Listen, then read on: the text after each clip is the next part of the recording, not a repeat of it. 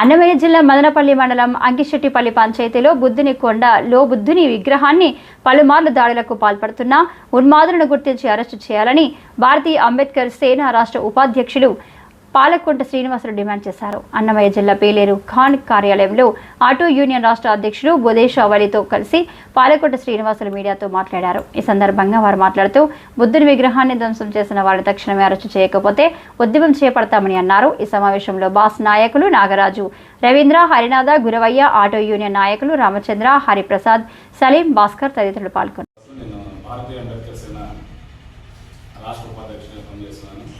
గత 2 రోజుల క్రితం మదనపల్లి నియోజకవర్గంలో వేంపల్లి గ్రామం సమీపంలోనే ఒక బుద్ధుని కొండ ఏర్పాటు చేయడం జరిగింది.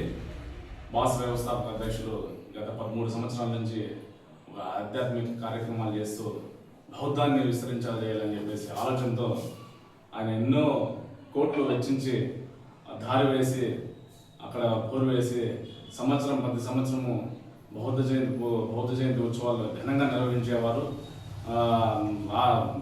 ఈ రాష్ట్రం కాక ఇతర రాష్ట్రాలు బెంగళూరు అయితేనేమి, కర్ణాటక అయితేనేమి, కేరళ రాష్ట్రం భిక్షులందరూ అక్కడ సందర్శించి ఒక ఉత్సవం లాగా జరుపుకునేవారు. ఈ మధ్యకాలంలో బౌద్ధ విగ్రహాన్ని ధ్వంసం చేయడం జరిగింది.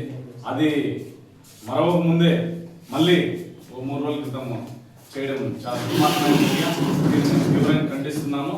అదేవిధంగా పోలీస్ శాఖ మేము ఒకటే విజ్ఞప్తి చేస్తున్నాం.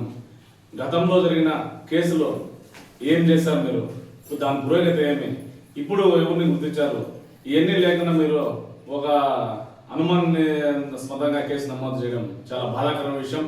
ఏదైతే అక్కడ ఇంతకుముందు దాడికి పాల్పడినటువంటి ఆ శరత్ రెడ్డి అయితే ఎవరు ఉన్నారో వారి అనుచరులు మీరు విచారించాలని చెప్పేసి విచారిస్తే నిజాలు నీకు తెలిసిన వారు అవుతారు. ఊరికి అనుమానాస్పదంగా కేసు నమోదు చేసి గతంలో చేతులు దులుపుకుంటే ఇది సమంజస విషయం కాదు. మీరు ఏదైతే నిందితులను త్వరగా గుర్తించి అరెస్ట్ చేయాలని చెప్పేసి ఈ సందర్భంగా డిమాండ్ చేస్తున్నాను. లేని పక్షంలో చలో అమరావతికి కానీ అన్ని బౌద్ధ భిక్షులు అయితేనేమి అందరితో కలిసి అమరావతికి కానీ పిలిపించేదానికి సిద్ధంగా ఉండాలని చెప్పేసి అదేవిధంగా నేను హెచ్చరిస్తున్నాను. అదేవిధంగా ఇది ఈరోజు ఉమ్మడి చిత్తూరు జిల్లా సమస్యగా ఉండాలి. మీరు ఇలాగే జడ్డీలం చేశారనుకో నిందితులను గుర్తించుకుంటే రాష్ట్ర స్థాయి సమస్యగా మారేదానికి ఆస్కారం ఉండాలి. ఎంతో మంది బౌద్ధ భిక్షులు కానీ దీనిపైన ఆలోచించి త్వరలో సందర్శిస్తారని చెప్పేసి ఈ సందర్భంగా హెచ్చరిస్తున్నాను. జై భీమ్, జై భారత్.